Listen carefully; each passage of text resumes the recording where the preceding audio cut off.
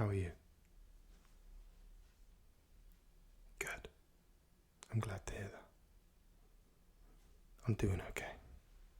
Thanks for asking. So, I did a video recently where I talked about my arm routine.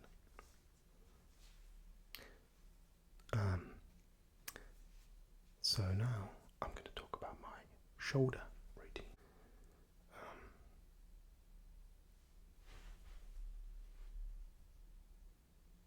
But yeah. So,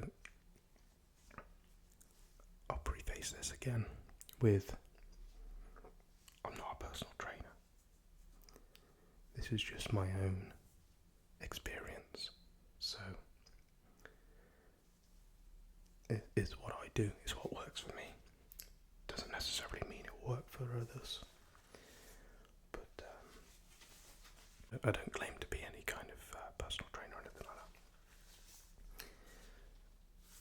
that. And always work within your own capabilities when you do work out. But in terms of shoulders,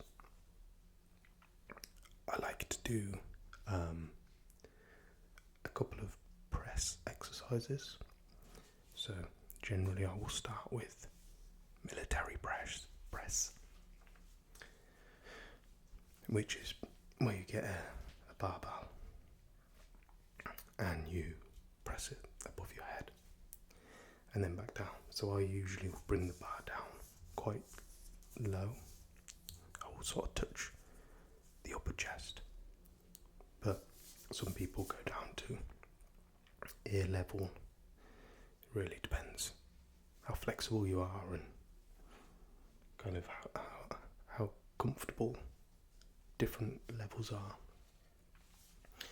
But I go quite heavy on that. Generally do a rep range of 10, 8, 6,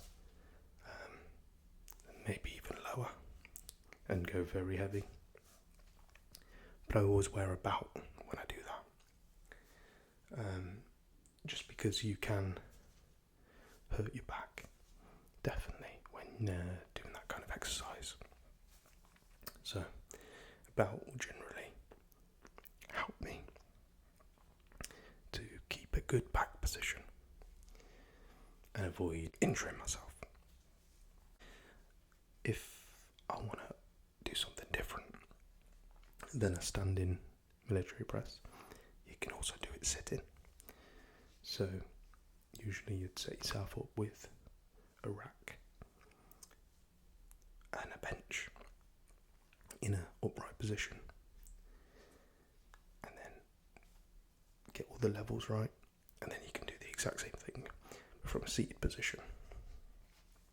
I'd still wear a belt. Or if you don't have access to a bar, or you just want to put some variety into it, you can do the same thing with dumbbells. Seated, I don't think you would really do it standing, maybe one arm at a time, but I think you wouldn't have a lot of balance if you tried to do 2 dumbbells standing.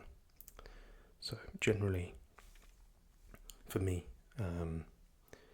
I will do dumbbells sometimes to mix it up, but I'll do that seated. And again, same kind of rep range. I'll try and push it and go heavy. It can be quite awkward to get the weights up, so sometimes people will have the dumbbells lifted up for them just to make it easier, which is perfectly fine. I kind of throw them up from my knee, use my knee and the momentum, and then sort of catch them. But as I say, that's not probably the safest way of doing it. I don't know. You'd have to look into that. And so the good thing about those types of exercises is I think that you can do 2 varieties. You can go relatively heavy and sort of work on your strength, which is what I usually start out with. And then I'll also do another version of some form of press that we've gone through already. At the end of the session, going lighter in order to hit more volume. So higher rep ranges, and I'm talking, 20. And I'll do that so that I get the best of both worlds in terms of being able to focus on my strength on the one side, but also I get a high volume, which I personally find for shoulders to be useful in building out the sort of roundness of them. Now, the other exercises that I do for shoulders, I think, are mostly for the look of them, mostly help with the size and the look of the shoulders. And these are flies, which is where you take a weight, or it can be a cable if you want to use a cable machine. But you're lifting the weight up to a kind of vertical, sideways movement. And that really builds the outer part of the shoulders, so you get this kind of bouldering look. And then equally, I would also do front flies, which then tackles the front part of your shoulders over here. And for me, these two really help with the look of the shoulders. I think ever since I've started doing those more regularly, the look of my shoulders has definitely improved.